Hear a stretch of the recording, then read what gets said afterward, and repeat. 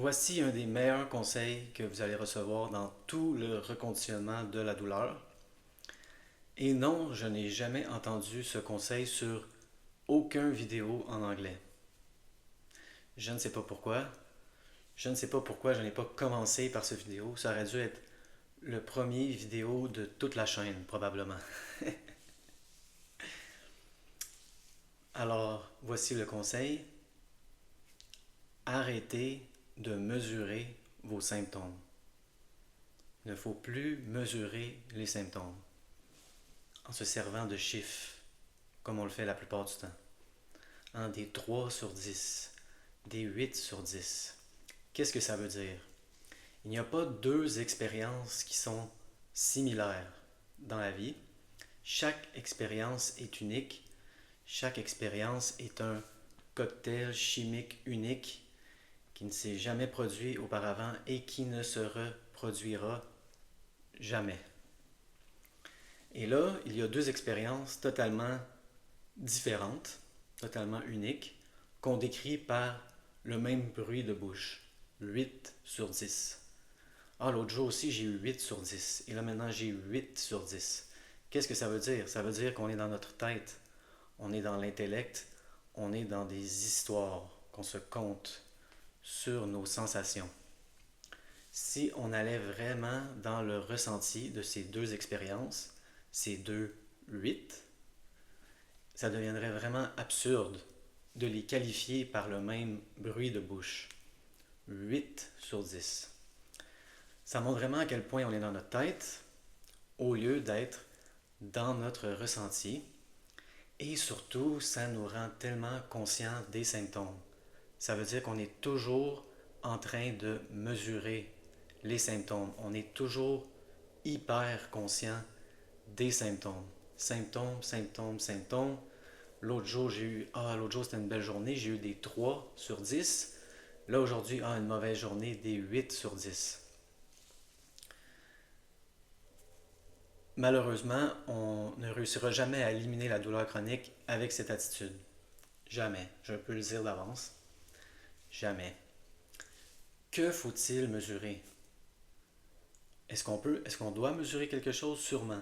Notre niveau d'irritation avec les symptômes. C'est ça qu'il faut mesurer. Et là, ça change complètement, ça n'a plus aucun rapport avec le supposé niveau des symptômes. Moi, j'ai déjà été en paix totale avec des 8 sur 10 et j'ai déjà été hautement irrité par des 2 et des 3. Hautement irrité. Plus capable, plus capable. Un supposé 3 sur 10. Ça ne veut rien dire, 3 sur 10. Et donc, si on commence à mesurer au lieu de nos symptômes, notre niveau d'irritation, notre focus, notre conscience va s'en aller des symptômes vers notre attitude par rapport aux symptômes.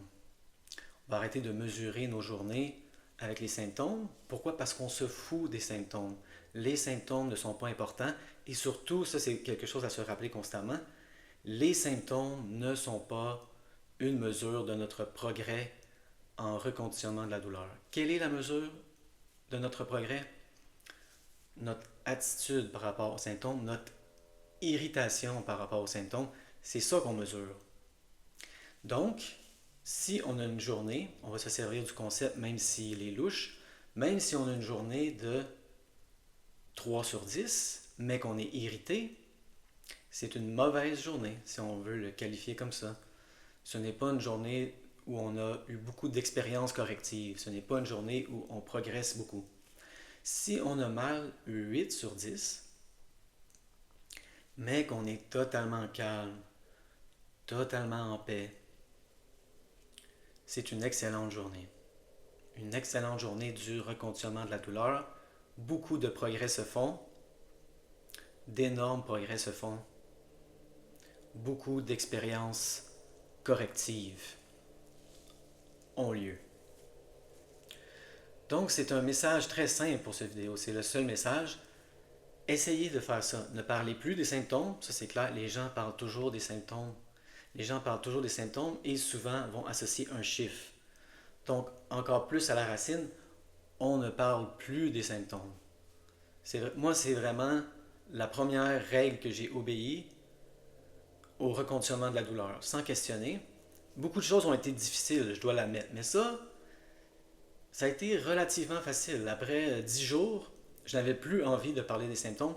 Je comprenais intellectuellement et de plus en plus physiquement à quel point parler des symptômes entretenait les symptômes dans mon esprit constamment. Et toujours essayer de mettre des chiffres sur les symptômes. Donc c'était ça le message du vidéo. Arrêtez de parler des symptômes et ne mettez pas de numéro sur vos symptômes. Mesurez votre irritation par rapport aux symptômes. C'est ça les mesures du progrès dans le reconditionnement de la douleur. Plus vous avez de zéro irritation, plus vous progressez, plus l'élimination des symptômes devient certaine.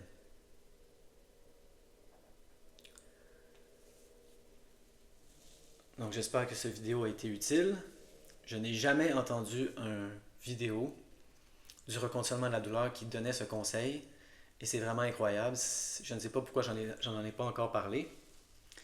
C'est vraiment une des choses les plus importantes à faire. Au-delà de ne plus parler des symptômes, ne plus numéroter les symptômes. 3 sur 10, 8 sur 10, ça ne veut absolument rien dire. Donc on arrête d'en parler, on arrête de numéroter, on ressent, sans jugement, en enseignant à notre cerveau que les sensations ne sont pas dangereuses. Et tôt,